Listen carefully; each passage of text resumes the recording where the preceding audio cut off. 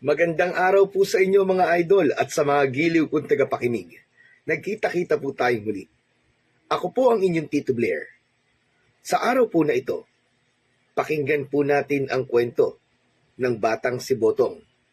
Isang batang namumuhay ng payak kasama ang kanyang ama. Magiliw, masipag at masiyahing bata si Botong. Sa pagbisita ng kanyang mga tiyuhin, matutuklasan niya ang iniingatang mutya ng kanilang pamilya. At sa kabila noon, isang masalimuot na pangyayari ang magaganap. Nahuhubog sa batang si Botong upang siya ay maging matatag at matapang. Sa pagkamatay ng kanyang ama at mga tiyuhin, naiwan sa kanya ang 4 na mutya at mabubuo sa kanyang puso ang kagustuhang maghiganti sa gumawa noon sa kanyang mga mahal sa buhay. Sa pag-iisa niya, makikilala niya ang mag-asawa na tutulong at gagabay sa kanya. Ano pa ang matutuklasan ni Botong sa paglipas ng panahon? At sino o ano ang pumatay sa kanyang ama at mga tiyuhin? Magagawa ba niyang makuha ang inaasam niyang hustisya na matagal na niyang pinaghahandaan laban sa mga nilalang na tila nagmula sa mundo ng kadiliman? Ngunit bago ang lahat mga idol, huwag naman po nating kalimutan mag-subscribe at i-hit ang notification bell sa aking YouTube channel na The Voice Addict para sa mas marami pang makapigil hiningang kwentong aswang at katatakutan mula sa mundo ng kababalaghan. Umpisahan na po natin ang kwento. Anak, huwag ka masyadong lalayo Kapag maglalaro ka dito ka lang banda sa bakanting lote na malapit sa ating bahay. Diyan mo lang yayain ang iyong mga kaibigan na maglaro Tutal malawak naman ang bakuran natin. Sige po tay, para naman po makauwi ako sa bawat sandali para matingnan ko po kayo. Siya nga pala, huwag ka masyado magpapawis Baka magaya ka sa akin. Huwag po kayo mag-alala tay. Naglagay na rin po ako ng bimpo sa likod ko para hindi po mabasa ng pawis. Para po hindi po ako matuyuan. Sige po tay, pupunta muna ako sa mga kaibigan ko. Paalam po. Tuluyang umalis si Botong para puntahan ang kanyang mga kaibigan. Nais niyang yayain ang mga ito na pumunta sa bakanting lote na nasa tapat ng kanilang bahay. Alam niyang oras-oras, kailangan niyang tingnan ang kalagayan ng kanyang ama dahil may sakit ito. Nang lumaon, pumayag na rin ang kanyang mga kaibigan, kaya doon sila naglaro sa bakanting lote na nasa tapat lang ng bahay ni Botong. Buong maghapon silang naglaro at dahil sa saya, nakalimutan ng umuwi ni Botong. Nasa kalagitnaan na sila ng kanilang paglalaro nang sabihin ng isa niyang kaibigan na may matandang nakasilip sa silong ng kanilang bahay. Si tatay, sandali lang uuwi muna ako. Kinutuban ng hindi maganda si Botong. Agad na pumasok sa kanyang isipan ang kanyang tatay Sedo na alam niyang may kung anong karamdaman. Sakto namang paglapit niya sa tapat ng kanilang bahay nang biglang umalis ang matanda. Dahil nakatagilid ang pwesto nito, nagawang tandaan ni Botong ang itsura nun. Nagmadali na lang siyang pumasok sa kanilang bahay at naabutan niyang natutulog pa rin ito. Subalit, sakto ring nakalapit ang bata sa kanyang ama. Nagising ito at napakunot ang ulo. Akala ko ba maglalaro ka, anak? Bakit nandito ka? Tay, nakita ko po kasing may matandang nakaupo doon na parang palaka doon po sa silong natin. Nakasilip po siya sa siwang ng sahig natin. Ay naku, Botong. Baka guni-guni mo lang yun. Isa pa, wala naman ako narinig na mga yabag dito Pero tay, alam ko po na hindi guni-guni ang nakita ko. Matanda po talaga yun. Tumakbo pa nga po siya nung papalapit na ako rito Hayaan mo na yun. Baka naligaw lang yun. O kung hindi man baka wala sa katinuan ng matandang yun. Napatango si Botong sa kanyang ama.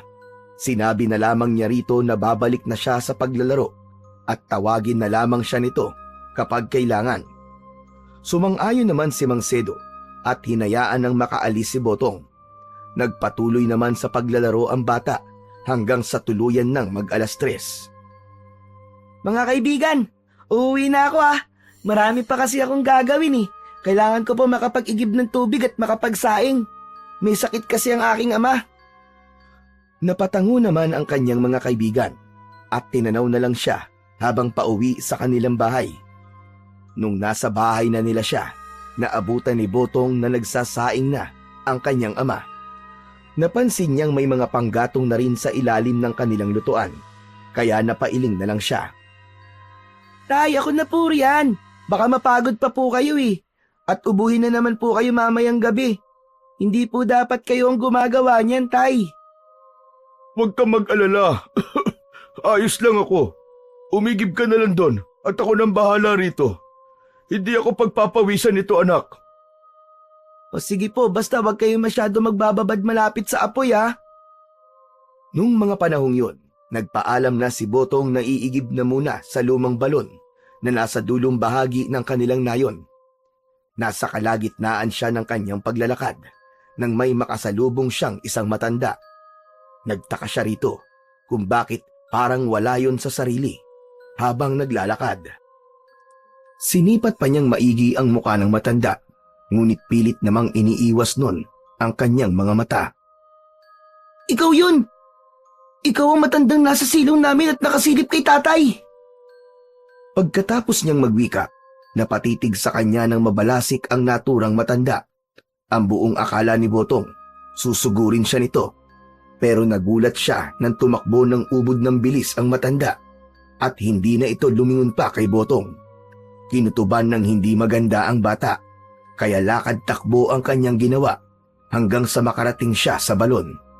Agad siyang sumalok ng tubig doon at nagmadali ring umuwi. Kailangan makauwi ako kagad.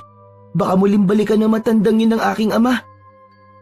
Teka, hindi kaya aswang yun? Lumakas ang kabog ng dibdib ni Botong, dulot ng kanyang pangamba. Mas lalo pa niyang binilisan ang kanyang paglalakad pauwi, kahit na may kabigatan ang kanyang dala. Nang malapit na siya sa kanilang bahay, nakarinig siya ng mga pag-uusap. Dahil dito, nagmadali siyang pumasok sa kanilang kusina para ilagay roon ang sisidlan ng tubig na kanyang inigiban. Dahil may narinig siyang boses, nagpasya siyang tumungo sa silid nilang mag-ama at may nakita siyang 3 lalaking nakatayo sa paligid ng kanyang tatay Sedo. Nagtaka pa si Botong kung bakit parang biglaan ang panghihina ng kanyang ama at naisip niyang baka dahil ito sa mga ginawa niya sa maghapong yon.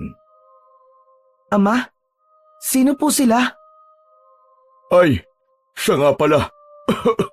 Mga kapatid, ito ang inyong pamangking si Botong. Masipag na bata yan. Magandang tanghali po sa inyo. Ito ang iyong tiyo Kato. Ito naman ang iyong tiyo Manuel. At ito ang iyong tiyo Saul. Sila ay mga kapatid kong matagal na nauhalay sa akin. Ngayon, bumalik sila para sa isang misyon. Nilapitan ni Botong isa-isa ang kanyang mga tiyuhin para magmano. Nang matapos na siya, nag-usisa siya sa kanyang mga tiyuhin kung ano ang kanilang misyon. Ngunit ang kanyang ama ang sumagot. Nanatili lamang na tahimik ang kanyang mga tiyuhin habang pinagmamasdan siya. Anak, naririto sila upang puksay ng mga aswang na nambibiktima sa kabilang baryo natin. Siya nga pala, itong mga tiyuhin mo ay mga berdugo ng mga aswang.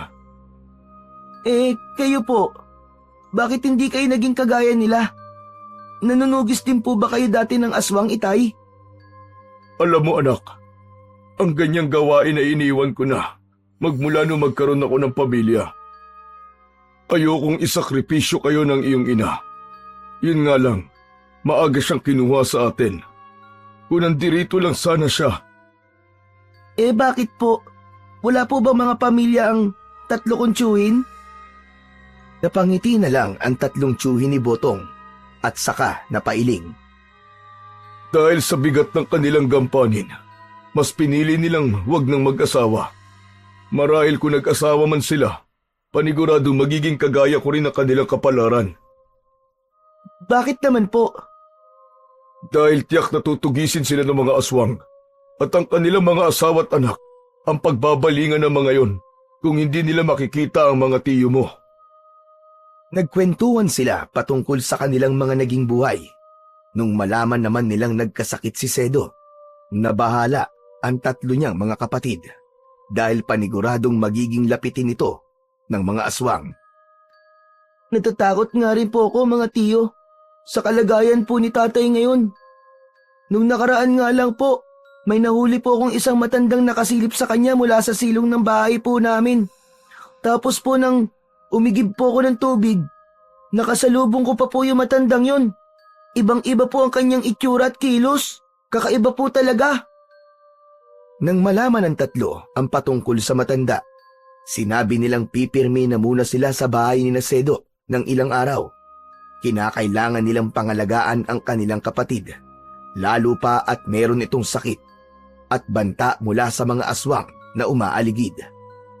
Kinagabihan, pagkatapos nilang maghapunan, nagpaalam ang tatlong magkakapatid na roronda lamang sa paligid. Naiwan naman sa kanilang bahay sina Sedo at Botong habang inaantabayanan ang pagbabalik ng tatlo. Itay, hindi po ba natatakot si Tiyo sa aswang? Bakit po nagagawa nilang tugisin ang mga yon? Hindi sila natatakot dahil alam nilang kaya nilang lumaban sa mga aswang. Ang tapang naman po nila. Hindi kaya meron po silang mga agimat? Napangiti na lamang si Sedo sa naging tanong ng anak. Saglit itong natahimik pero nang lumaon, nagsalita na rin ito. Ang tatlong tiyuhin mo ay may tangang mutya ng kalikasan. Kaya kahit na anong panganib pa ang kanilang susuungin, hindi sila natatakot. Ang tiyo Kato mo ay may mutya ng lupa. Ang tiyo Manuel mo naman ay may mutya ng hangin. At ang tiyo Saul mo ay may mutya mula sa tubig. Napanganga naman si Botong sa kanyang nalaman. Hindi niya inaasahang may mga ganoong taglay pala ang kanyang mga tiyo. Kayo po, meron po ba kayong taglay? Napangiti na lamang si Sedo sa naging tanong ng kanyang anak. Hindi niya sinagot ang naging tanong nito. Sa halip, niyaya niya si Botong na matulog na lamang. Wala namang nagawa ang bata sapagkat ramdam din niya ang pagod dahil sa paglalaro niya at pag-iigib ng tubig. Nasa kahimbingan na siya ng kanyang pagtulog nang makarinig siya ng mga ingay sa labas ng kanilang bahay. Nagtaka naman si Botong kung ano yon, kaya napabangon siya at napalapit sa bintana. Ano kaya ang ingay na yun? At bakit parang may naglalabanan sa labas ng bahay? Lumakas ang kabog ng dibdib ni Botong. Napanganga siya nang makitang kinakalaban ng tatlo niyang tiyuhin ang isang aswang. Pinaligiran nila ito at pinagtulungan. At kahit na masyadong maliksi ang galaw ng nilalang, kalaunan nagawa nilang paslangin ito. Hindi alam ni Botong kung ano ang kanyang magiging reaksyon. Kaya naman, minabuti niyang bumalik na lang sa kanyang higaan. Pagkaraan lamang ng higit isang oras, bumalik na rin ang tatlo niyang tiyuhin sa loob ng kanilang bahay. Nagising naman noon si Sedo at inusisa ang nangyari. Oh, kumusta naman ang naging lakad niyo? Mukhang napalaban kayong tatlo ah. Napangiti naman ang tatlong kapatid ni Sedo at sinabi na matagumpay nilang napatay ang aswang na bumibisita sa kanilang bahay. Sinabi rin nila na aalis na sila pagdating ng bukas upang tumugis pa ng ibang aswang. Kampante na rin silang dalawa na wala ng aswang na bibisita sa may sakit dahil matatakot na ang mga ito. Tuluyan na nga silang natulog at pagkagising ni Botong, hindi niya na naabutan ang kanyang mga tiyuhin. Nakaalis na mga tiyuhin mo anak. Pero babalik sila sa takdang panahon. Sayang naman po, at hindi ko man lang sila nakita bago po sila umalis sa lugar na to. Huwag kang mag-alala, dahil darating ang panahon at muli silang babalik dito. Baka wala ng mga aswang dito sa atin, kaya mas pinili nilang lumipat na ng ibang lugar. Naging normal naman ang buhay nilang mag-ama nang wala na ang tatlong tiyuhin ni Botong. Kahit paano, unti-unti nang gumagaling ang kanyang ama mula sa karamdaman nito. Naging malakas ito at nakagagawa na ng mangilang-ngilang mabibigat na bagay. Isang gabi, habang nakahiga silang dalawa, ay pareho silang hindi makatulog. Bakit kaya kahit na anong gawin ko, hindi ako makatulog? Umuukil-kil pa rin sa aking isipan ang tatlo mong tiyuhin. Kinakabahan ako na hindi ko alam kung anong rason. Hindi kaya may masamang nangyari na sa kanila, Tay? Diyos ko, Botong, huwag kang mag-isip ng ganyan. Patawad po, Tay. Sana naman, nasa maayos po silang kalagayan. Idalangin na lang natin na walang nangyari sa kanila. Sige na, Botong. Pilitin mo sarili mo makatulog. Pero Tay, hindi po talaga ako makatulog kahit na anong gawin ko eh. Basta, pilitin mo at wag mo nang isipin ang mga tiyuhin mo. Kaya nila ang kanilang sarili. Sa takot ni Botong na mapagalitan siya ng kanyang ama, pinilit niya ang kanyang sarili na matulog. Sa kabutihang palad naman, tuluyan siyang nakaidlip. Subalit pagkaraan lang ng halos 2 oras, nagising siya na wala ang kanyang ama sa kanyang tabi. Hindi niya alam kung saan ito nagpunta. Ngunit dahil hinihila pa rin siya ng antok, nagpatianod na lang siya rito. Kinabukasan, nagising siya na nakatayo ang kanyang ama sa tapat ng bintana habang nakatalikod. Tay, saan po kayo nagpunta kagabi? Nakagisnan ko po kasing wala kayo sa tabi ko eh. Nagpahangin lang ako sa labas, anak. Ganun po ba? Pero, kumusta na kaya si Tiyo? Hindi sumagot si Sedo sa kanyang anak. Nanatili itong tahimik habang nakatitig sa malayo. Napatitig na lang din sa kanyang ama si Botong at tila nagtataka sa naging kilos nito. Walang ano-ano, bigla ang nakaramdam ng matinding ginaw si Botong at sa hindi niya inaasahan, kinilabutan siya habang nakatitig sa ama niyang nakatalikod. Anak, patawarin mo ko. Patawad? Para po saan? Kasi mas pinili kong iwan ka para tulungan ang mga tiyuhin mo.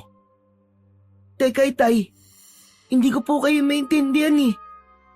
Ano po bang ibig niyong sabihin? Basta, siya nga pala.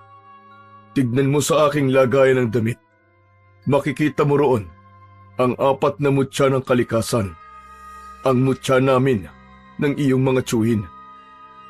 Tay, hindi ko po talaga kayo maintindihan. Ano po bang ibig niyong sabihin, Tay? Hindi sumagot si Sedo sa kanyang anak. Sa halip, marahan itong napaharap kay Botong. Saktong pagkaharap niya, halos mapaigtad ang bata nang makita niyang hindi klaro ang muka ng kanyang ama at parang binura ito. Ano po nangyayari sa inyo, Tay? Mahirap ipaliwanag, anak. Pero lagi mong tatandaan, kahit nasaan man ako mapadpad, babantayan kita. Mapatawad mo sana ako. Habang nagsasalita si Sedo, unti-unting nagkaroon ng liwanag sa paligid ng kanyang katawan. Kinutuban ng hindi maganda si Botong, kaya nagmadali siyang yumakap sa kanyang ama.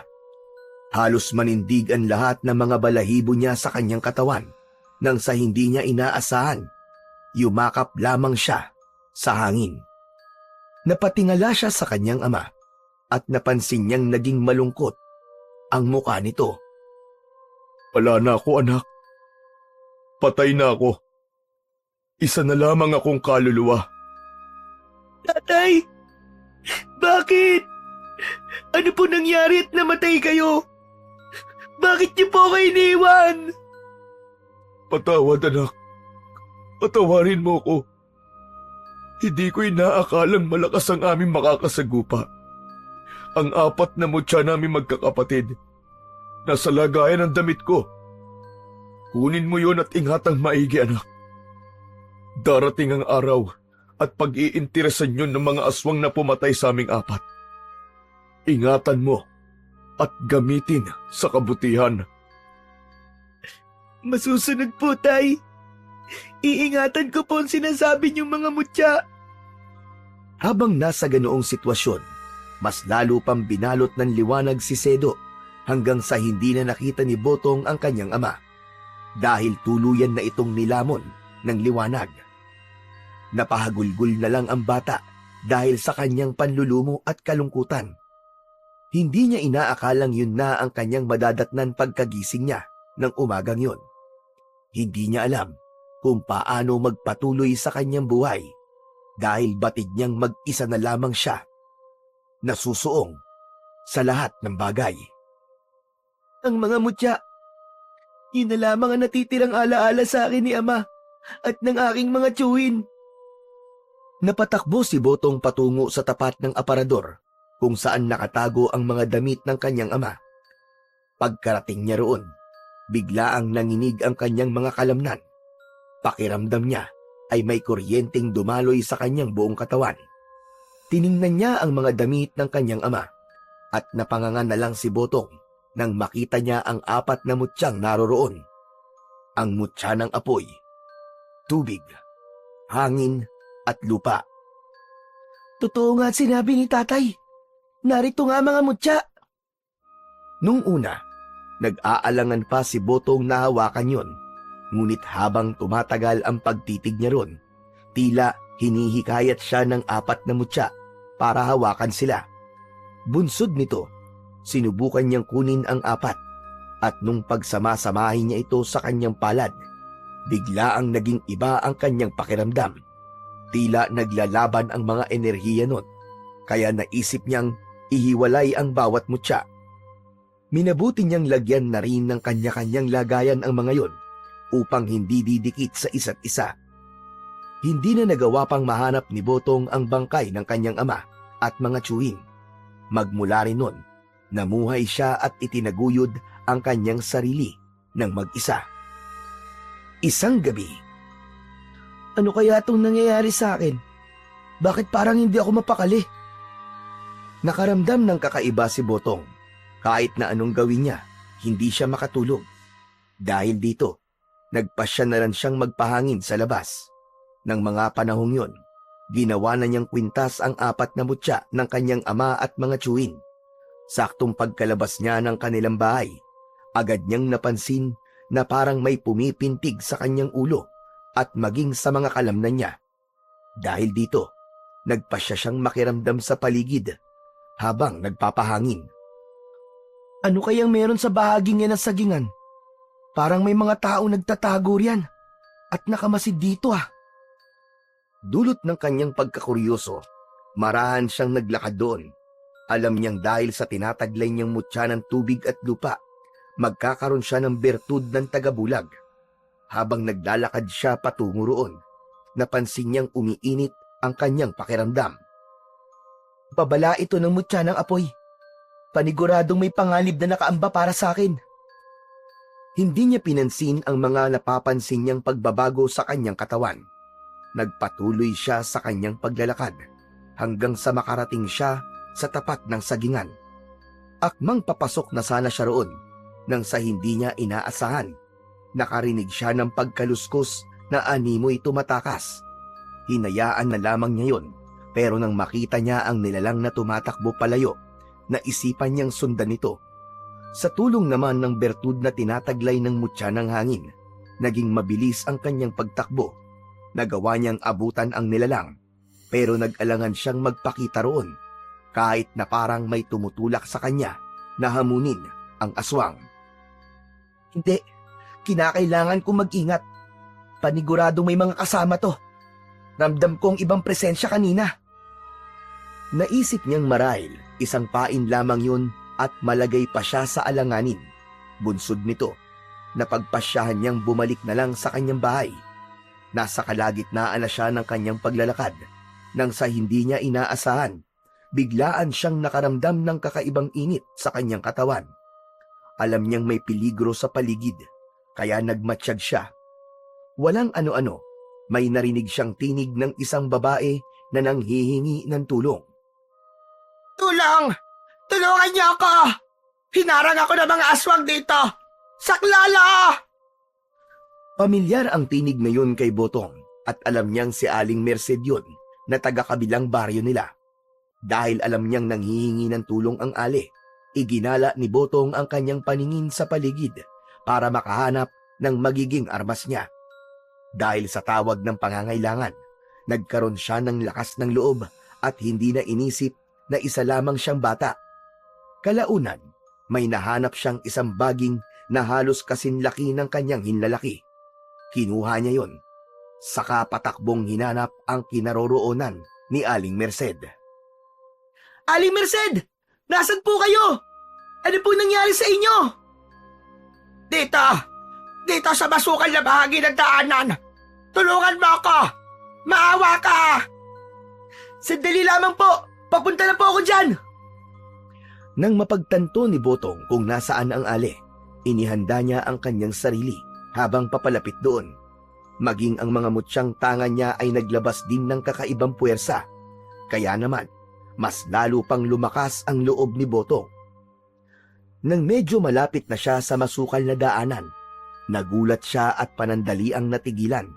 May narinig siyang kaluskos, kaya naisip niyang baka inaabangan siya ng aswang.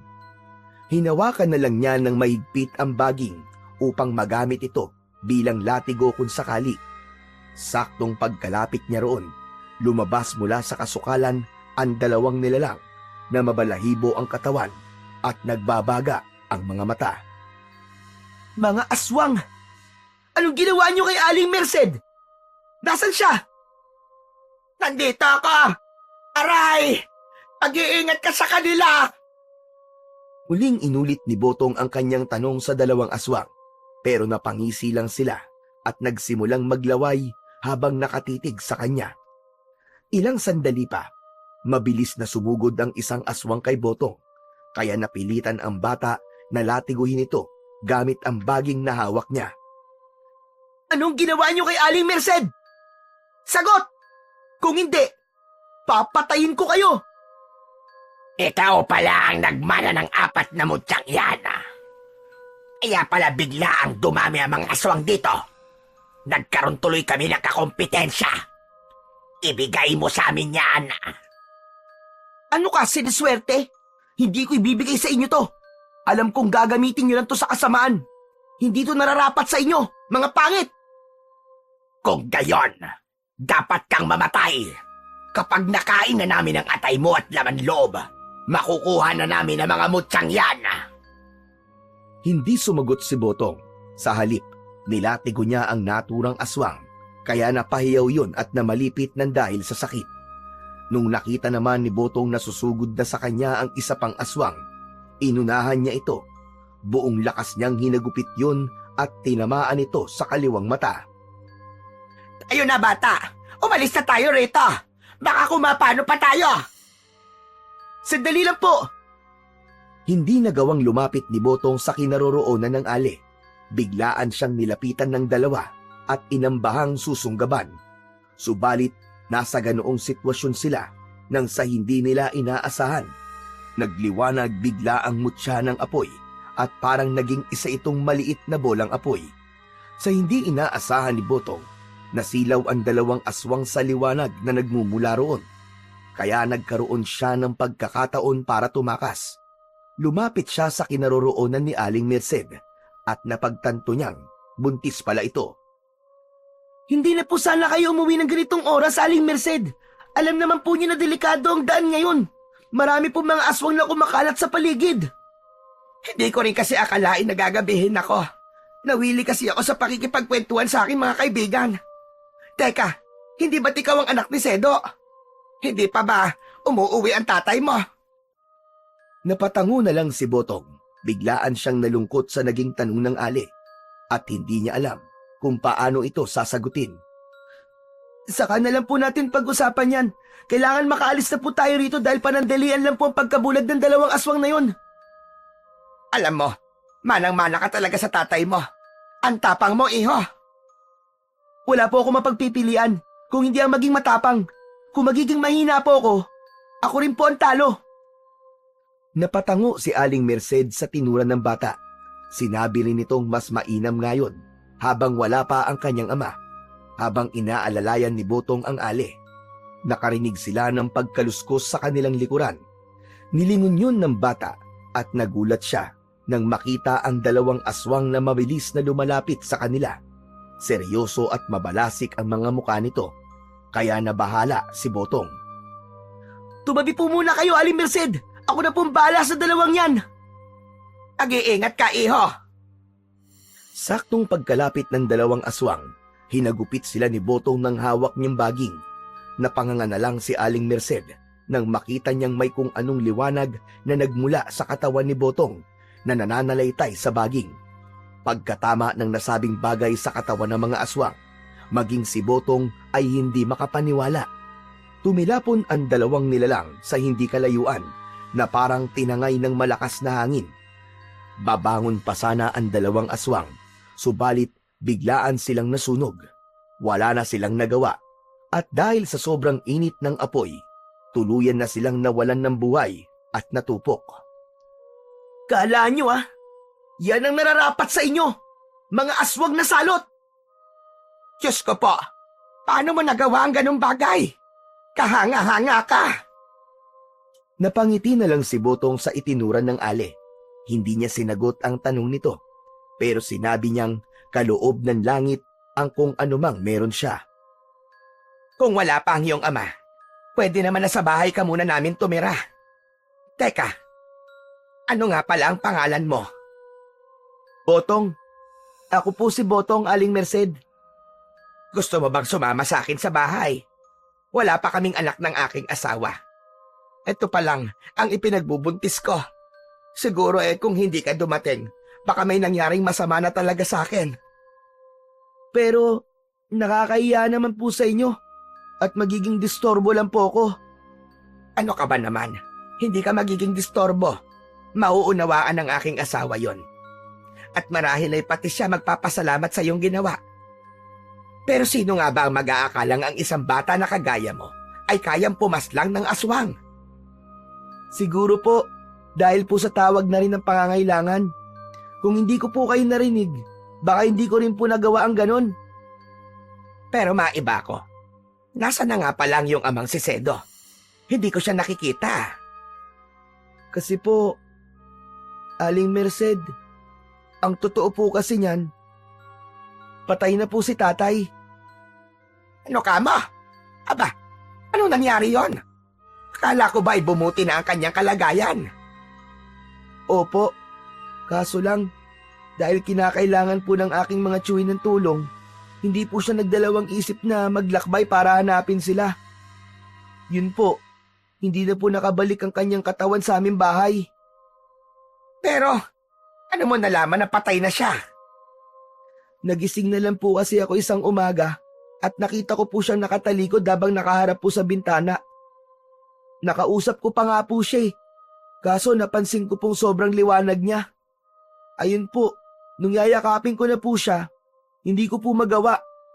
Inamin na rin po niya sa akin mismo na namatay na raw po siya dahil sa pagtulong sa kanyang mga kapatid. Hindi na naipagpatuloy ni Aling Merced ang kanyang pagtatanong kay Botong dahil bigla ang napahagulgul ang bata.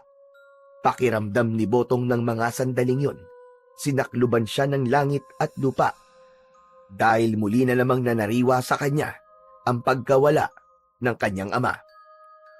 Inalo na lang din siya ni Aling Merced at sinabi na aampunin niya ito para hindi na ito magiging mag-isa sa buhay. Sumama ka na lang sa akin at ituturing ka naming parang sarili naming anak. Kung yan po ang gusto nyo, nahihiyaman po ako sige po. Sasama po ako sa inyo. O siya sige, pero dapat ang itatawag mo sa akin ay nanay, samantalang ang Mang Raul mo naman ay Tatay Raul. Sige po, Nanay Merced.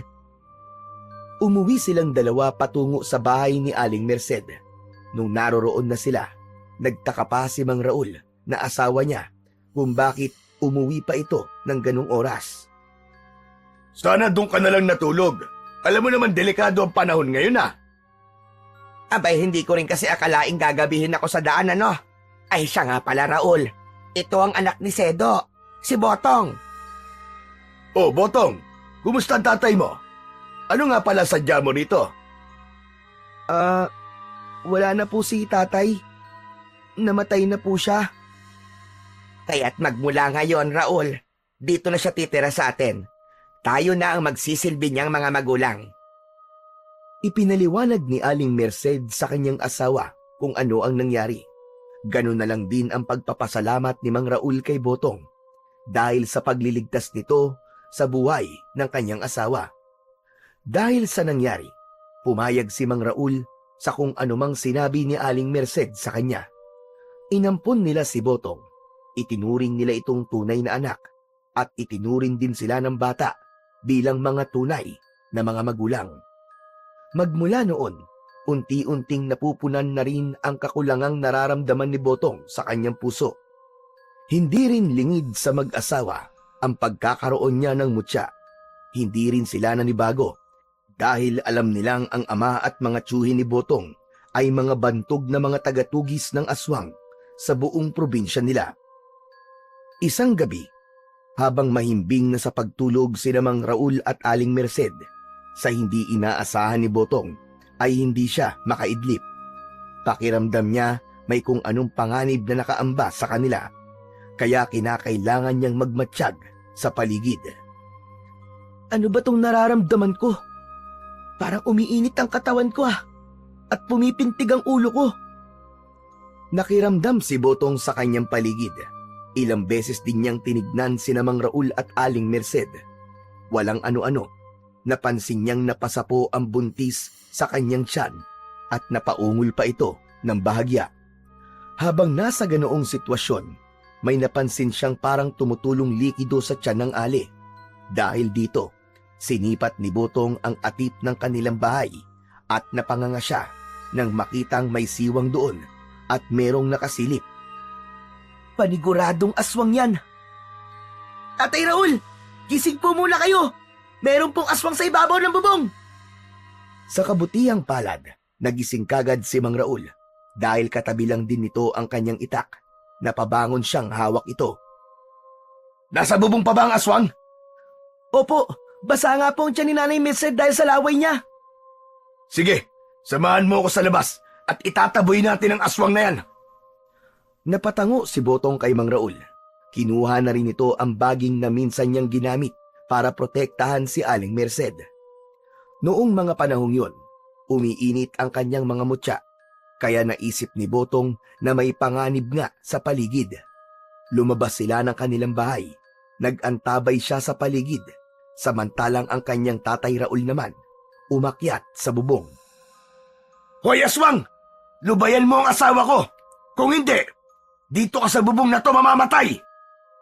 Iwinasiwas ni Mang Raul ang kanyang itak habang marahang lumalapit sa kinaroroonan ng aswang. Tumigil naman ang nilalang na yun sa kanyang ginagawa at humarap ito kay Mang Raul. Hindi naman natinag ang asawa ni Aling Merced at nagpatuloy ito sa paglapit sa aswang habang inihahanda ang kanyang itak.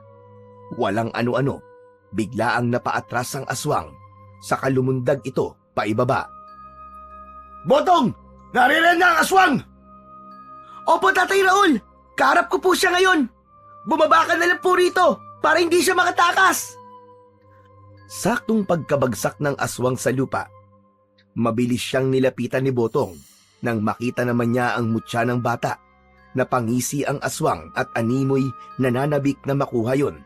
Subalit ng ilang hakbang na lang ang layo niya mula kay Botong, nilatigo ito ng bata.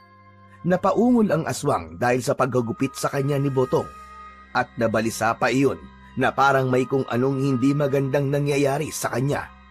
Muli pa sana itong susugod pero bago pa man magawa yun ng aswang, uminit na ng gusto ang mga mutya ni Botong. Pagkalatigo nito sa aswang, may dumaloy na malakas na puwersa mula sa kanyang mga mutya patungo sa latigong baging niya. Ito ang bagay sa'yo! Hindi ka na dapat nagpunta rito para aswangin si Nanay Merced! Buong lakas na nilatigo ni Botong ang aswang, kaya tumilapon ito sa hindi kalayuan. Lalapitan pa sana niya yon upang alamin kung ano na ang naging kalagayan nito. Ngunit bago pa man siya makalapit, ay sumabog na ang aswang. Paano mo nagawa yun, anak? Sobrang lakas mo ah. Hindi ka basta-basta bata. Hindi ko po alam, Tay. Wala naman pong nagturo sa akin. Siguro po yung nangyayari yun kapag talagang may taong nangangailangan ng tulong. Pambihira. Talagang tunay nga ang mutya mo, Botong. Ingatan mo maigi yan. At baka pati yan ay pag-interesan ng mga aswang. Kaya nga po palagi akong alerto. Alam kong hindi po ang sanggol sa sinapupunan ni Nanay Merced ang pakay ng mga aswang. Marahil ay itong mutya ko. Pero hindi po ako papayag na makuha nila to. Ang mga ito lang po ang pamana sa akin ni tatay at ng mga chewing ko. Kaya iingatan ko po ito mabuti. Upang makasiguro silang patay na nga ang aswang, nilapitan nila yon. Magkahalong pandidiri at pagkasindak ang kanilang naramdaman nang makita nilang nagkalat sa buong paligid ang dugo at laman ng aswang na pinaslang ni Botong. Darating ang panahon at kagaya ng tatay mo at mga tsuhin mo, magiging bantog din ang pangalan mo, Botong. Pero kailangan mo maging matatag dahil marami kang pagsubok na daraanan. Opo, Tatay Raul. Magpapakatatag po ako. Dahil nasiguro na rin nilang walang aswang sa paligid, nagpasya na silang dalawa na bumalik na sa loob ng bahay. Sakto naman noon na nagising na si Aling Merced at nakita niyang papasok ang dalawa. Oh, bakit lumabas kayong dalawa? May problema ba?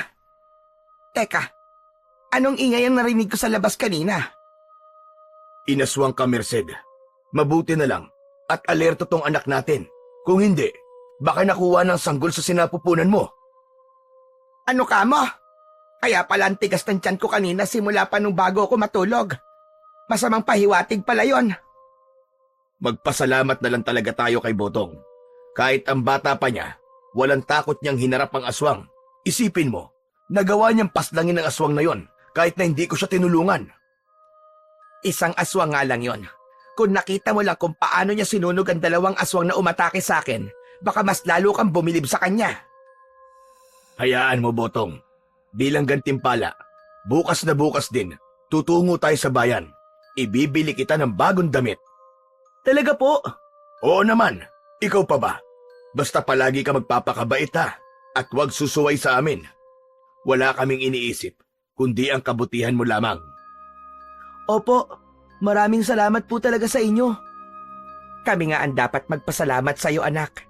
Kung wala ka, baka kung napaano na ako at ang kapatid mo na nasa sinapupunan ko. Dahil malalim na ang gabi, nagpasya na silang tatlo na magpahinga na muna. Kampante naman silang walang aswang na magagawi sa kanilang bahay ng gabing yon. Kinabukasan, nagising sina Botong nung mga bandang 4:00 ng madaling araw. Sinabihan kagad siya ni Mang Raul na maghanda na para makapunta na sila sa bayan. Nanabik naman kagad si Botong, kaya nagmadali siyang maligo at nagbihis. Pagkatapos nun, sumakay na sila sa kangga ni Mang Raul upang makapunta sa bayan. Kailangan nilang umalis ng maaga para hindi sila tanghaliin. Nasa kalagitnaan na sila ng kanilang paglalakbay patungo sa bayan nang sa hindi inaasahan ni Botong, nakaramdam siya ng kakaibang init sa kanyang katawan. Tatay Raul, mas maigi po siguro kung liliis po tayo ng daanan. Hindi kasi maganda ang kutob ko sa daraanan natin to eh. Sige, akong bahala. Medyo mas malayo nga lang ang dadaanan natin. Pero ayos lang yon. Hindi kasi maganda ang kutob ko. Parang may pangalib na nakaabang sa atin. Medyo madilim pa ang paligid. Kaya hindi natin malalaman kung ano naghihintay sa atin doon. Kaya siguro pati itong kalabaw ko, parang nababalisa na rin. Buti't sinabi mo. Nagpatuloy sila sa kanilang paglalakbay patungo sa bayan. Pagkarating nila roon, bagong latag ang halos lahat ng paninda at walang gaanong namimili. Dahil dito, nagkaroon sila ng pagkakataon para busisiin ang mga bibili nila. Kagaya ng sabi ni Mang Raul, pinilhan niya ng bagong damit si Botong. Maraming salamat po rito, Tatay Raul. Ang ganda po ng damit na to. Walang anuman, Botong. Para naman may bago kang damit. Pabalik-balik na kasi ang damit mo eh. Nang matapos na sila sa kanilang pamimili, nagpasya na silang dalawa na umuwi. Muli silang sumakay sa kangga at nagsimula ng maglakbay patungo sa kanilang baryo. Nang malapit na sila sa daanan kung saan sila lumihis nung patungong bayan, pareho silang nagtaka kung bakit may mga taong naroroon. Dahil dito, minabuti nilang dalawa na mag-usisa muna kung ano ang naroroon. Huwag ka nang tumingin, Botong. May bangkay ng lalaki. Wakwak ang tiyan at wala ng mga lamang loob. Ibig pong sabihin, biktima ng aswang? Tama po ba? Oo, tama ka. At marahil kung hindi mo sinabi sa akin kanina na lumihis tayo ng daan, baka tayo pa nakasagupa ng aswang na yan. Buti na lang talaga. Alerto ka, Botong. Kaya po pala sobrang init ng mutya ko kanina. May nakaamba palang pangalib sa atin. Minabuti nilang dalawa na magpatuloy na sa pag-uwi sa kanilang nayon. Nang madaanan nila ang bangkay, sinubukan pang silipin yun ni Botong. Agad siyang nakaramdam ng awa sa lalaking pinaslang ng aswang dahil walang kalaban-laban ito. Kailangan may gawin ako. Hindi pa pwedeng magasik ng lagim ang mga aswang dito sa aming bayan. Hindi maaari. Siguro kung buhay pa sina tatay at tiyo, pupuksain nila ang mga aswang na nambibiktima. Pero wala na silang lahat. Ako na lang ang may kakayahang gawin yon. May sinasabi ka ba, Botong? Wala po. Akala ko kasi may kung ano kang binubulong eh. Nagpatuloy sila sa kanilang paglalakad hanggang sa makarating na sila sa kanilang nayon. Dahil gising na si Aling Merced, nakapaghanda na ito ng kanilang agahan. Ipinakita naman ni na Botong ang kanilang pinamili at natuwa naman ang ale. Sa susunod, kapag ako naman na mamamalengke, bibilan din kita ng damit. Talaga po, Nanay Merced? Oo naman, bakit ang tatay Raul mo lang ba may kakayahang ibili ka ng damit? Hindi naman po. Salamat po sa inyo Kahit na hindi niyo po ako tunay na anak, itinuring niyo pa rin po akong kadugo. Huwag mong isiping hindi ka namin kadugo.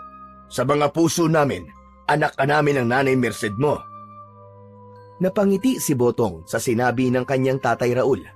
Napayakap na lang siya sa dalawa at nagpasalamat. Matapos ang maikli nilang usapan, nagpasya silang kumain na muna ng agahan. Pagkatapos nito, sumama at tumulong si Botong kay Mang Raul sa bukid hanggang sa dumating ang hapon. Kailangan umuwi na tayo. Hapon at ilang sandali na lamang magdidilim na ang paligid. Delikado ang panahon ngayon. Alam mo naman yun, Botong. Oo nga po Paniguradong may mga gumagalang aswang ngayon sa mga kanayunan. Yan nga ang problema.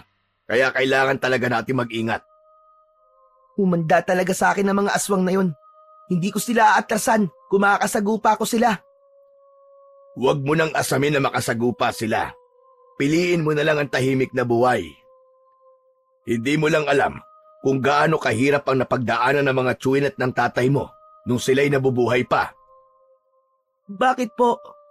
Alam po ba niyo mga naging karanasan nila? Panandali ang naging tahimik si Mang Raul sa naging tanong ni Botong. Bumuntong hininga ito, saka napatitig sa malayo. Hindi mo na itatanong. Magkakasama kami dati. Pero kagaya ng tatay mo, mas pinili ko magkaroon ng tahimik na buhay. Siguro, ngayong wala na ang iyong ama, responsibilidad na kita bilang dating kasamaan niya. Kaya kung paano nila ako kinupkop dati, ay ganun din ang gagawin namin sa'yo. Kung gayon po, alam po niyo kung ano nangyari kina tatay? Oo, pero wag mo nang isipin yon. Kahit na anong gawin natin, hindi na natin maibabalik ang buhay nila. Piliin na lang natin ang kapayapaan. Tatay Raul, sino po ang pumaslang sa kanila? Saan po sila matatagpuan? Huwag mo nang alamin pa, Botong. Masyado ka pang bata para malaman yan. Pero, hindi umubra ang pangungulit ni Botong sa kanyang tatay Raul. Dahil sa kanyang nalaman, mas lalo pang naging malapit ang loob niya rito. Naisip niyang tama naman ang kanyang tatay Raul. Kaya minabuti niyang wag na munang alamin kung sino at saan nakatira ang mga pumaslang sa kanyang ama at mga tsuhin. Subalit lingid sa kaalaman ni Mang Raul, may kung ano nang binabalak si Botong para maipaghiganti ang kanyang ama at mga tiyuhin. Napagpasyahan nilang dalawa na umuwi na noon. Habang naglalakad, naging tahimik si Botong. Alam kong may galit ka sa pumatay sa ama mo at sa mga tiyuhin mo. Pero hindi pa ito ang tamang panahon para maghiganti ka. Masyado ka pang bata para gawin ang bagay na yon. May oras para dyan at hindi pa ito sa ngayon. Iniisip ko lang po kasi kung bakit pinatay nila si tatay. Kasi ang turing nila sa iyong ama ay kalaban. Ako, kagaya ko, kalaban din ako ng mga aswang. Pero dahil hindi na ako masyado nakikialam sa mga anumang ginagawa nila, kahit paano ay masasabi kong tahimik na ang buhay ko. Gusto ko po magiganti. Gusto ko mapatay ang mga aswang na pumatay sa aking ama. Mapapahamak ka lang, Botong. Alam ko pong malaki ang posibilidad na mapahamak ako. Pero hindi ko naman po pwedeng pabayaan na lang ang pumatay sa aking tatay. Hindi kaya ng konsensya ko, Tatay Raul. Kung gayon, kailangan mo maganda. Ako mismo magsasanay sa'yo para pagdating ng araw, magiging handa ka na talaga. Talaga po? Oo, Botong. Para naman kahit paano, ay makabawi ako sa kabutihan ng iyong ama at ng mga tiyuhin mo. Nagkaroon ng sigla ang katawan ni Botong dahil doon.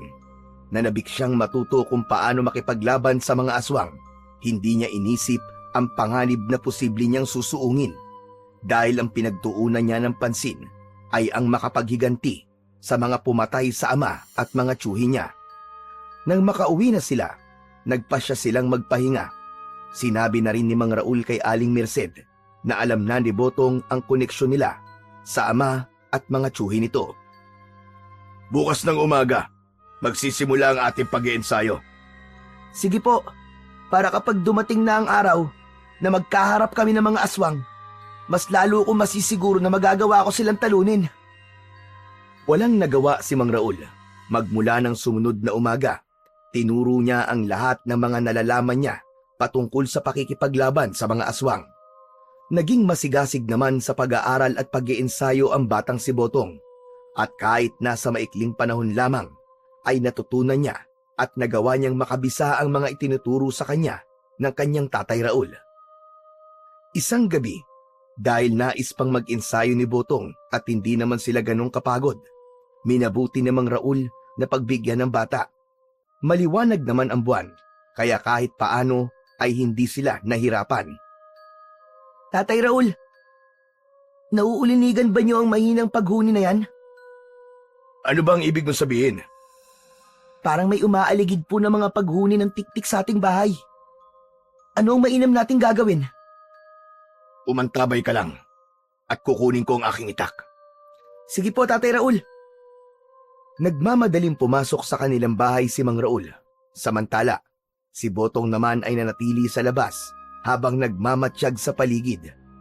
Walang ano-ano, may napansin siyang gumagalaw sa bandang likuran ng kanilang tirahan. Naisipan niyang lapitan yon at dahil sa mutya ng tubig na kanyang tinataglay, alam niyang hindi siya mapapansin ng kung anumang nilalang. Mabuti na lang talaga at may bertud ng tagabulag ang mutya ng tubig ko. Kung wala, baka madali niya akong makikita. Marahang lumapit dun si Botong at napagtanto niyang aswang nga ang naroroon. Animoy naghihintay lang ito ng tamang pagkakataon para pasukin si Aling Merced sa kanilang bahay. Nagpalinga-linga naman si Botong at nang makakita siya ng kahoy na malatubo ang laki, kinuha niya ito at inihanda. Anong ginagawa mo rito, ha? Umalis ka rito! Pangit na aswang! Pagkatapos niyang magwika, buong lakas niyang pinalo ang nakaupong nilalang. Nagulat naman yun at napaangil. Subalit nang humarap siya kay Botong, biglaan itong natigilan na parang natatakot. O ano? Bakit parang takot na takot ka yata? Umalis ka na rito para hindi ka na masaktan pa at mamatay. Ikaw ang nagmana ng mutya ng ama mo at ng mga tiyuhin mo. Oo, at bakit kilala mo ang ama ko at mga tiyuhin ko? Siya nga pala, pinatay lang sila na walang kahirap-hirap at pinagpiestahan ng kanilang mga laman. Mga hayop kayo! Sinong iba pa niyong kasamahan? At saan kayo nagkukuta? Bakit ko naman sasabihin sa'yo? Nandito ako para kunin ang sanggol na naaamoy ko at hindi para sagutin ang mga katanungan mo. Lingid sa kaalaman ng aswang, nasa bandang likuran na niya si Mang Raul na may hawak na kulambo at itak. Anong sinabi mong diablong buwang ka? Nandito ka para sa sanggol na nasa sinapupunan ng asawa ko? Tignan natin kung ano magagawa mo rito. Pagkatapos magwika ni Mang Raul, biglaan niyang itinalokbong sa aswang ang kulambo. Sinabihan na rin niya si Botong na paluin ang aswang nang sa ganon ay manghina ito. Kapag hindi mo sinabi sa amin kung saan naroroon ang inyong kuta, mamamatay ka at makikilala ka pa ng mga tao sa nayon. Napaangil naman ng aswang. Sinubukan niyang magpumiglas at kumawala sa kulambo pero hindi nito magawa. Matigas kang hayop ka. Sige, dyan ka hanggang sa sumikat ang araw. Tignan natin kung hanggang saan ang tigas mo. Hindi niyo ako mapapamin. Patayin man niyo ako. Darating ang panahon at makukuha ng ibang aswang ang mutyang yan. Saka uubusin nila kayo. Nung una, nagmatigas ang aswang. Subalit nang makita niyang seryoso sina Botong at Mang Raul, napapatayin siya. Natakot din ito at nang lumaon ay itinuro na rin kung saan naroroon ang mga kasama nitong aswang. Sige na, sasabihin ko na. Sa paanan ng bundok, doon sila nagtatago. Doon ang kuta namin. Nagbigay pa ng direksyon ng aswang na yon at nang mapagtanto nila Botong at Mang Raul na nagsasabi ng totoo ang aswang, nagpasya silang dalawa na patayin ito at itapon sa rumaragasang tubig ng ilog ang kanyang bangkay. Tatay Raul, ako na lang po tutungo sa kuta ng mga aswang. Bantayan niyo na lamang po si Nanay Merced at baka kung ano pa po ang mangyari sa kanya. Kaya mo ba, Botong? Opo, alam ko po sa akin sarili na sapat na po ang mga natutunan ko sa inyo. Hindi na po ako dapat mag-aksaya ng panahon. Noong mga panahong yon, nagpaalam si Botong sa mga taong tumatayong magulang niya. Nabahala man sila dahil bata pa ito, pero nangako siyang walang mangyayaring masama sa kanya. Huwag po kayo mag-alala, Nanay Merced, Tatay Raul. Alam kong hindi ako pababayaan ng aking mga mutya. Siguro, ginagabayan din po ako ni na tatay at mga tiyo ko. Walang nagawa ang mag-asawa kundi ang payagan si Botong sa kanyang binabalak. Pinaalalahanan na lang nila itong mag-ingat sa kanyang gagawin. Malaki rin ang tiwala ni Mang Raul sa bata na kaya niyang ubusin ang mga aswang dahil may tinatago itong lakas na nagmumula sa 4 na mutyang tangan niya.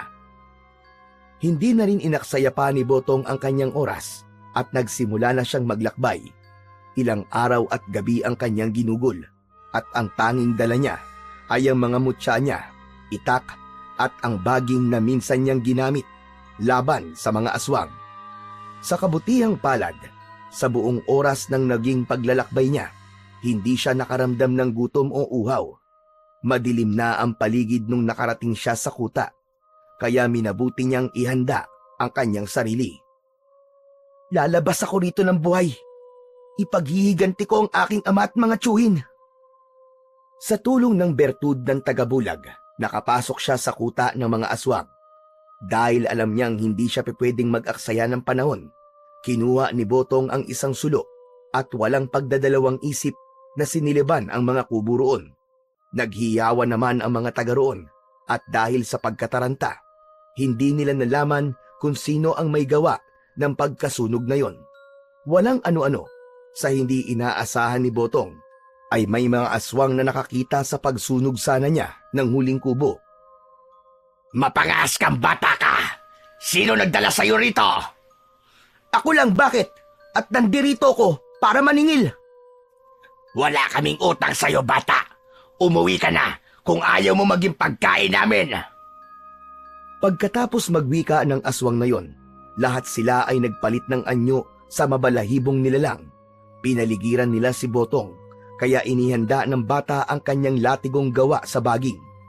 Nagsimula na ring magpakita ng reaksyon ang suot niyang mga mutya, kaya alam niyang protektado siya. Sino yung pinag-aaksayahan nyo ng oras? Napayuko ang mga aswang bilang pagsaludo, kaya ibinaling ni Botong ang kanyang pansin sa paparating. Napalunok siya ng kanyang laway, pero kahit katiting ay hindi siya nakaramdam ng takot. Nanginig ang kanyang buong kalamnan dahil sa matinding galit na kanyang nararamdaman. Ako lang naman ang anak ng isa sa 4 niyong pinaslang. Ah, ikaw pala. Anong ginagawa mo rito? Gusto mo rin bang matulad sa ama mo at sa iyong mga tsuhin? Nandirito ako para singilin kayo. Pagkatapos niyang magwika, buong lakas niyang hinagupit ng baging ang pinunong aswang. Nakita yun ng mga aswang, kaya mabilis silang sumugod kay Botong. Hindi naman nagpatinag ang bata at hinambalos din sila nito. Pagbabayaran mo ang ginawa mong ito sa akin! Wala kang galang! Ang mga kagaya nyo ay hindi dapat ginagalang. Ang dapat sa inyo, pinapatay. Sige! Pagpira-pira sa inyong katawan ng batang yan, ngunit huwag niyong pakikialaman ang hiyas na nakakwintas sa kanya! Dahil akin yan! Sa hudyat ng kanilang pinuno, sinugod ng mga aswang si Botong. Nung una, medyo nababahala pa si Botong, ngunit nang nilukob na siya ng enerhiyang nagmumula sa kanyang mga mutya, nawala ang lahat ng pangamba niya't napalitan ng lakas ng loob. Ang bawat aswang na lumalapit sa kanya ay walang pagdadalawang isip niyang nilalatigo gamit ang baging. Dapat sa inyong lahat, mamatay at masunog sa impyerno! Dahil sa nag-ibayo niyang lakas, nagliwanag ang mga mutyang kanyang tangan. Ang liwanag na ito ay nagmistulang apoy na dumaloy patungo sa baging na hawak niya. Nung makita ng mga aswang yon, nag-alangan silang sumugod. Subalit dahil sa utos ng kanilang pinuno, wala silang nagawa kundi atakihin ang batang si Botong. Sa bawat paglapit ng aswang, walang habas itong nilalatigo ng bata. Ang dulot ng enerhiya na mula sa mga mutya, tumilapon ang mga ito at sumasabog sa ere. Nang lumaon, nagkalat sa paligid ang mga laman at buto ng aswang. Dumanak din sa lupa ang kanilang mga dugo. Yan lang ba kaya mo? Bakit hindi mo subukan sa akin? Ito, pustahan tayo. Kung magagawa mo akong talunin, makakalabas ka ng buhay rito. Ngunit kung ako mananalo, kakainin ko ang atay at puso mo at kukunin ko ang mga mutya mo. Sige, hindi ako natatakot sa kagaya mo. Tignan na lang natin kung sino ang mamamatay sa ating dalawa. Buong lakas na nilatigo ni Botong ang pinuno ng mga aswang. Subalit, ganun na lang ang kanyang gulat nang malaman niyang walang naging epekto rito ang baging. At sa hindi inaasahan ng bata, nagawa pang agawin ng pinuno ng mga aswang ang hawak niya sa pamamagitan lamang ng kamay nito at nagawa siyang ibalibag sa lupa. Ang hina mo pala. Kung sa bagay, isa ka lamang bata na napadpad dito. Diyan ka nagkakamali, hayop ka! Pagkatapos magwika ni Botong ng mga salitang yon, hinugot niya ang kanyang itak at mabilis na sumugod sa pinuno ng mga aswang. Dahil sa bertud ng hangin na nagmumula sa kanyang mutya, naging maliksi ang kanyang paggalaw. Hindi kagad napansin ng aswang ang kanyang paglusob, kaya nasugatan ito sa dibdib. Kung walang talab sa iyo ang latigong baging, paniguradong dito sa aking itak, tapos ka! Maswerte ka lang. Huwag mong sabihing malakas ka dahil lang sa swerte mo. Nung mga panahong yon, sumugod din ang pinunong aswang kay Botong. Naglaban silang dalawa. Gamit ni Botong ang kanyang itak, samantalang mano-mano naman siyang nilabanan ng aswang. Halos hindi makapaniwala si Botong sa kakaibang bilis ng aswang na yon, pero hindi siya pinanghinaan ng loob. Nang lumaon, dahil mas malaki ang aswang kesa sa kanya, nagawa siya nitong ibalibag. Mabilis namang gumalaw ang aswang at umibabaw kay Botong, ngunit saktong pagkaibabaw ng pinuno ng mga aswang, biglaang nawala ang bata sa kanyang ilalim. Hoy! Diablong buang! Ako ba ang hinahanap mo? Nandito ako! Lumingon ang aswang sa pinanggagalingan ng boses ni Botong At bago pa man ito makatayo, tinaga na siya ng bata sa kanyang batok. Bata ka pa, pero marunong ka nang magtraidor. Pero ayos lang yan. Hindi pinansin ni Botong ang sinabi ng pinuno ng mga aswang. Muli niyang tinaga ito, ngunit sa isang pagkisap ng mga mata ng bata, biglaan ding nawala ang pinuno ng mga aswang. Nagmatsyag siya sa kanyang paligid, pero wala siyang naramdamang presensya. At walang ano-ano. Akala mo ba, ikaw lang ang marunong? Mas biyasa ako sa ganyang taktika. Napalingon si Botong at nagulantang siya nang makita niyang nasa likuran nito ang aswang. Mabilis ang naging paggalaw nun at nagawa siya nitong sakalin at iangat sa lupa. Itutulad kita sa ama mo, Kutong Lupa. Papatayin kita at kakainin ang iyong lamang loob. At higit sa lahat, may makukuha ako sa iyong mga mutya at mas lalo pa akong lalakas at magiging makapangyarihan. Hindi mo to makukuha sa akin! Hindi ako papayag na magiging walang saysay ang aking pag-iigante!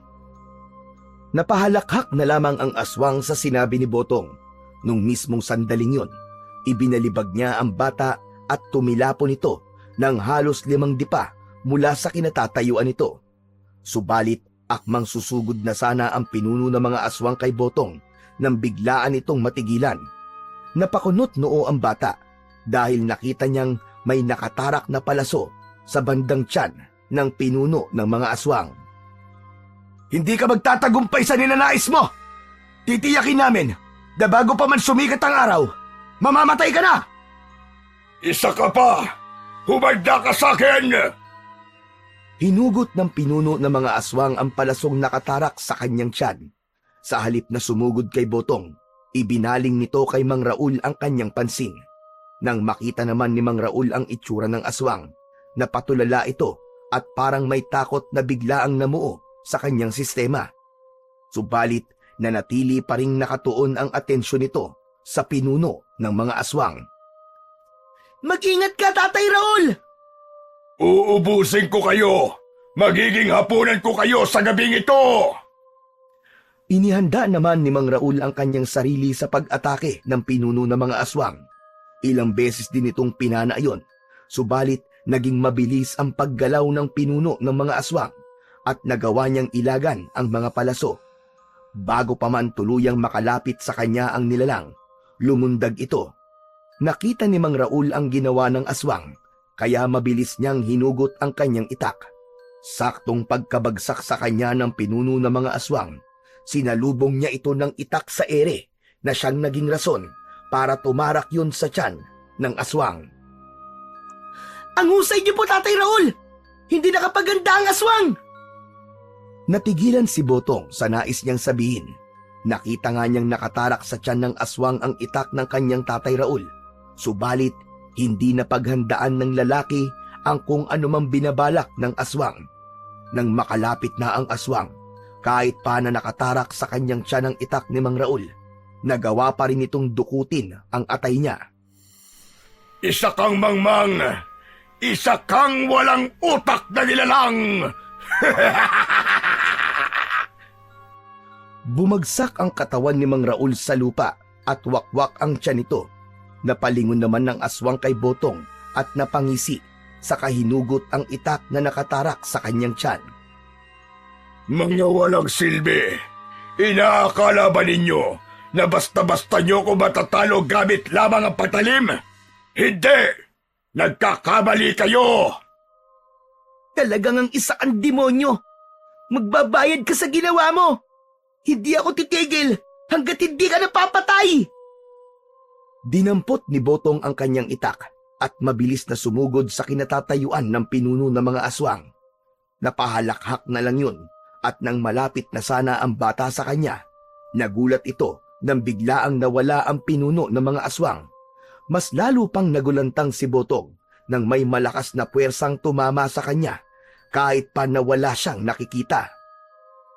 Yan pala ang larong gusto mo, ha? Tingnan natin! Ginamit na rin niya ang bertud ng tagabulag at sa tulong ng iba pa niyang tangang mutya, nagawa niyang makita ang pinuno ng mga aswang. Agad-agad niya itong sinugod at bago pa man makapaghanda ang nilalang na yon, nagawa na siyang lapitan ni Botong. Sinuntok niya ang aswang sa pagitan ng dalawang hita, sa kabuong lakas itong itinulak para mabuwal sa lupa. Mautak ka, bata ka! Talagang mautak ako! Hindi kagaya mo!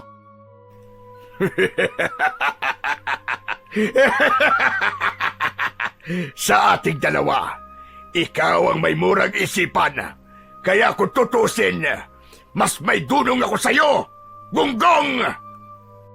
Nang mga panahong yon, napakuyom ng kanyang palad si Botong. Humugot siya ng kanyang lakas at bago pa man makalapag ang aswang, buong lakas niyang sinuntok ito. Dahil sa puwersang dumaloy sa kanyang kamao, nag-ibayo ang kanyang lakas. Ito ang nararapat sa'yo! Saktong pagkasuntok ni Botong sa pinuno ng mga aswang na nasa ilalim niya, biglaan siyang nakarinig ng pagtawa sa kanyang likuran. Ganun na lang ang pagkagulat niya nang mapagtanto niyang mga tuyong dahon lamang pala ang kanyang sinuntok. Dahil sa lakas niya at sa bisa ng bertud ng apoy, nasunog ang mga dahon.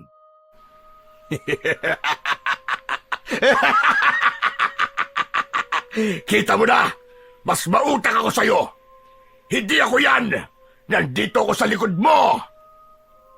Hayop ka! Humanda ka sa akin! Ibinaling ni Botong ang kanyang pansin sa likuran niya at napagtanto niyang naroroon nga ang pinuno ng mga aswang. Hinawakan niya ng mahigpit ang kanyang itak at nang susugod na sana siya sa aswang, bigla na naman itong nawala. Duwag! Magpakita ka sa akin! Duwag ka! Hinahanap mo ba ako? Nandito ako! Bago pa man makalingon si Botong, biglaan siyang sinuntok ng pinuno ng mga aswang. Hindi niya napaghandaan ang gagawin niya, kaya sa hindi inaasahan ni Botong, nawalan siya ng balanse at tumilapon. Nang makita naman ng aswang ang nangyari kay Botong, mabilis itong lumapit sa bata at inibabawan ito. Ngayon pa lang, amoy na amoy ko na at lasang-lasa ko na ang atay mo, bata! Ngayon pa lang, amoy ko na rin ang kamatayan mo! Hayop ka! Umibabaw ang aswang kay Botong at sinubukan nitong dukutin ang kanyang atay. Subalit sa hindi nito malamang dahilan, naging makunat ang balat ng bata at hindi man lang ito nasugatan. Hangal ka ba? Alam mo naman sigurong taglay ko umutya ng tubig at lupa. May mga birtud ng kabalat kunat ang mga to. Kaya humanda ka! Nung mga panahong yon, dumakot si Botong ng alikabok saka isinaboy sa mga mata ng pinuno ng mga aswang. Matapos niyang gawin ito, bumangon siya at hinagilap niya ang kanyang itak. Nang makita niya ang kanyang itak, muli siyang lumapit sa pinuno ng mga aswang na nagwawala dahil sa pagkapuwing. Pilyo ka, bata ka! Napakapilyo mo! Humanda ka sa akin! Ikaw ang humanda! Bago pa man tuluyang maging malinaw ang paningin ng pinuno ng mga aswang, inundayan niya ito ng pagtaga sa tiyan at sa binti. Nang mawari ni Botong na hindi na ganong nasusugatan ang nilalang, naisipan niyang itarak sa lupa ang kanyang itak. Pagkatapos nito, buong lakas niyang tinaga ang aswang sa tiyan. Napanganga siya nang ganun lang kadaling nasugatan ang aswang at lumugay ang mga bituka nito. Sakto naman na bumalik na ang paningin ng pinuno ng mga aswang, kaya mabalasik itong napatitig kay Botong. Kahit pa na malaki ang naging sugat niya at nagkalugay-lugay ang kanyang bituka, mabilis itong umatake sa bata. Papatayin kita! Gagawin ko rin sa'yo ang ginawa mong ito sa akin! Sige! Walang problema! Hindi naman ako natatakot sa'yo! Ipaghihiganti ko ang mga taong malalapit sa akin na pinatay mo! Mabilis na sinunggaban ng aswang si Botong. Nagpambuno silang dalawa at kahit pa nasubukang hugutin ng bata ang bituka ng aswang, animoy naging baliwala lang ito sa kanya. Habang nasa ganoong sitwasyon, walang pagdadalawang isip na binuhat ng aswang si Botong sa kabuong lakas na ibinalibag sa lupa. Napaungol ang bata dahil doon, pero hindi ito sumuko. Muli sana siyang sasakalin ng aswang at bubuhatin, ngunit nagawa niyang makadakot ng lupa. Saktong pagkanganga ng aswang, buong lakas at walang takot na isinalampak ni Botong ang lupang nadakot niya sa bunganga nito. Napaangil ang pinuno ng mga aswang dahil doon, kaya buong lakas niyang sinuntok si Botong. Dahil sa kanyang ginawa, nawalan ng malay ang bata.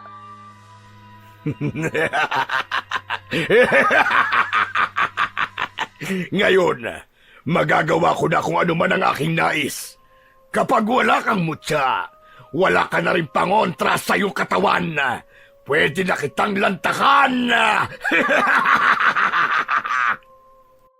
Hinaladkad ng pinuno ng mga aswang si Botong. Dahil naman sa ginawa nun, nagising si Botong. Subalit, minabuti niyang wag nang ipaalam sa aswang na bumalik na ang kanyang ulirat.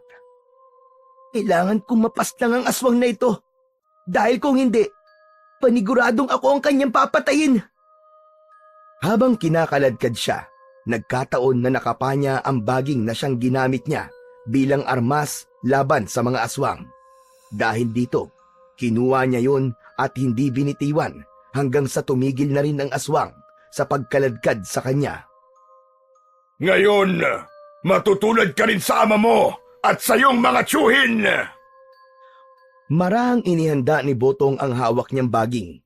Pasimple rin niyang kinuha ang kanyang mga mutya at piniling isiksik yun sa katawan ng latigo niya. Sakto namang pagkatapos niyang gawin yun, napabaling bigla ang pinuno ng mga aswang sa kanya. Aha! Gising ka na palang bata ka! Oo, gising na ako! At ito ang para sa'yo! Mabilis siyang bumangon at walang pagdadalawang isip na nilatigo ang muka ng aswang. Pagkalapat ng dulo ng baging sa muka ng aswang, animoy nagkaroon ito ng malakas na kuryente na naging rason para tumilapon ang aswang. Agad na bumangon ang aswang at nang makita yon ni Botong, napatakbo siya para sugurin ito. Nung medyo malapit na siya sa pinuno ng mga aswang, hinambalos niya ito ng baging, kaya muling nabuwal ang nilalang. Akala mo ba'y malakas ka? Bakit parang humina na yata ang tuhod mo? Hayop ka bata ka! Ano ang ginawa mo sa akin? Simple lang naman. Ilang beses na nilatigo ni Botong ang pinuno ng mga aswang hanggang sa tuluyan itong mapahandusay sa lupa. Ibinaon ko sa baging na to ang mga mutya. Kaya namnamin mo ang mga hagupit ng kalikasan sa pamamagitan ng latigong ito. Hayop ka! Kinagalit mo talaga ako! Pagkatapos magwika ng aswang, unti-unti itong nagpalit ng anyo at naging isang malaking ahas. Nagbabaga ang mga mata nito at meron itong palong. Kita niya rin ang pangil nito, kaya napagtanto niyang napakadelikado ng ganong nilalang. Kakainin kita at wala kong ititira kahit pa ang mga buto mo! Hindi mangyayari yan. Dahil ngayon pa lang, mamamatay ka na. Ito na ang katapusan mo. Humugot ng buong lakas niya si Botong at binalak niyang itarak sa katawan ng dambuhalang ahas ang bahagi ng baging na hawak niya. Subalit ganoon na lamang ang kanyang pagkagulat nang bigla siyang nilulun ng ahas na yun. Palabasin mo ako rito! Hoy! Iluwa mo ako rito! Pilit siyang kumakawala, ngunit hindi niya magawa dahil napakadulas ng lalamunan ng ahas. Ilang sandali pa, unti-unti siyang dumausdos. Alam ni Botong na katapusan na niya ng mga panahong yun. Subalit nakita niya sa balat ng tiyan ng naturang nilalang ang mukha ng kanyang ama at mga tiyo. Napakapit siya roon para hindi siya madaling mahulog. Hindi ako pwedeng sumuko. Ipaghihiganti ko kayo kahit na ano pa man ang mangyari. Nang mga sandaling yon, naisipan niyang itapon ang hawak niyang baging sa likidong naroroon sa tiyan ng ahas. Hindi man niya alam kung ano ang magiging kahihinatnan nito, pero isinugal niya ang kanyang huling alas. Nang mahulog na niya ang baging sa mainit na likidong naroroon, bigla yung bumula at tila nag-alboroto yun. Napansin din ni Botong na nagwawala ang aswang, kaya kumapit siya ng maigi para hindi siya dumiretso sa likidong nasa tiyan ng ahas. Walang ano-ano, bigla ang sumabog ng malakas ang ahas, kaya nakawala siya roon. Tapos na. Naipaghiganti ko na kayo, Ama. Nagawa ko na, mga tiyo. Tatay Raul. Ngayon, wala na ang aswang na pumaslang sa inyo. Bumangon siya at tiningnan ang katawan ng aswang. Napailing na lamang siya nang mapagtanto niyang nagkalasog-lasog pala ito.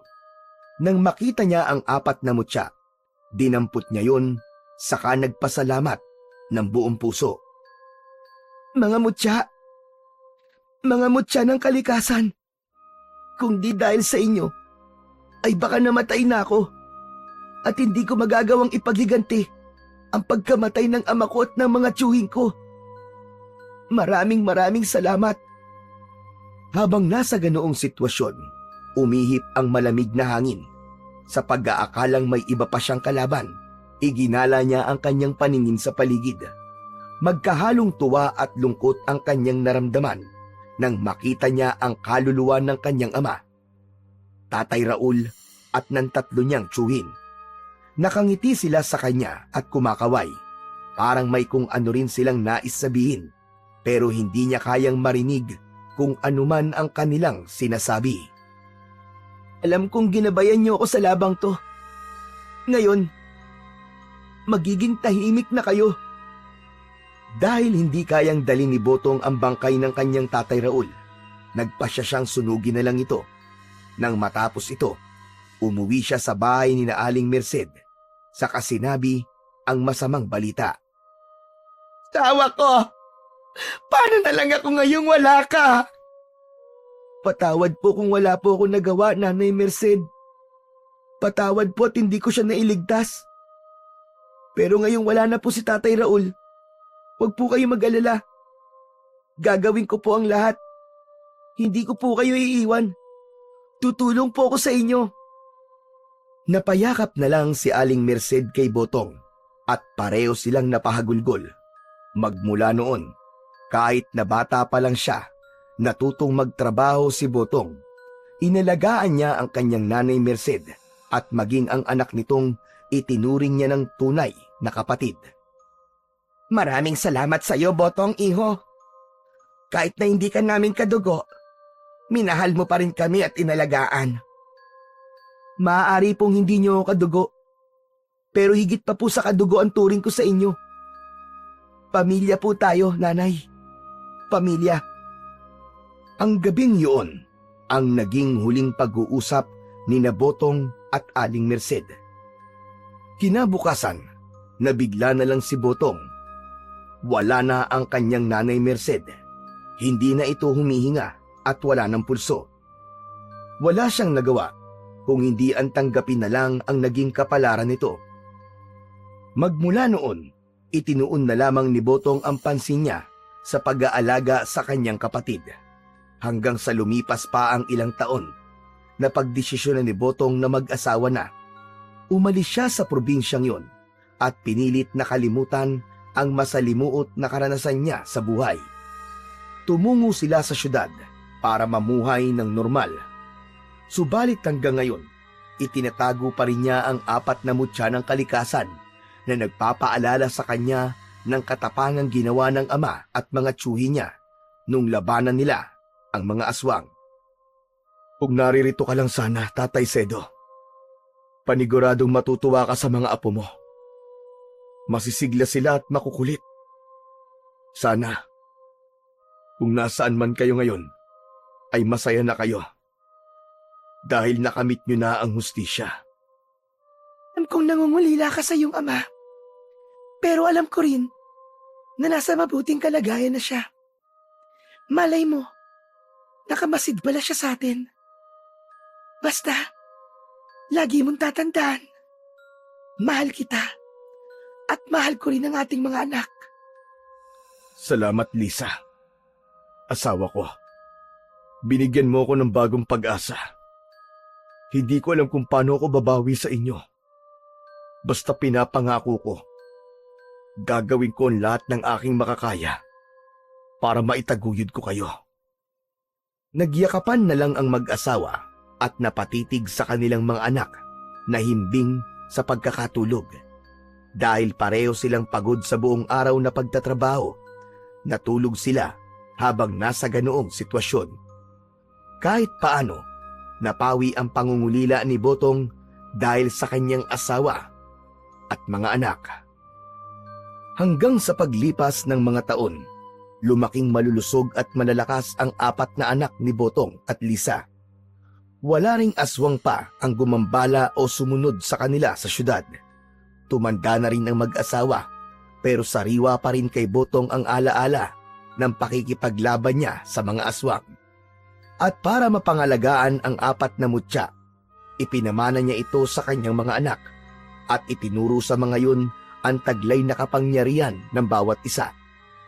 Upang nang sa gayon ay maipagtanggol nila ang kanilang sarili laban sa masasamang loob at wala ring makapagsasabi kung kailan muli babalik ang mga aswang na muling maghahasik ng kasamaan at kilabot sa taong bayan. Naniniwala si Botong na sa pamamagitan ng 4 na mutya ng kalikasan na ipinamana niya sa kanyang 4 na anak, ay palaging mangingibabaw ang kabutihan at hustisya laban sa kasamaan tungo sa kapayapaan.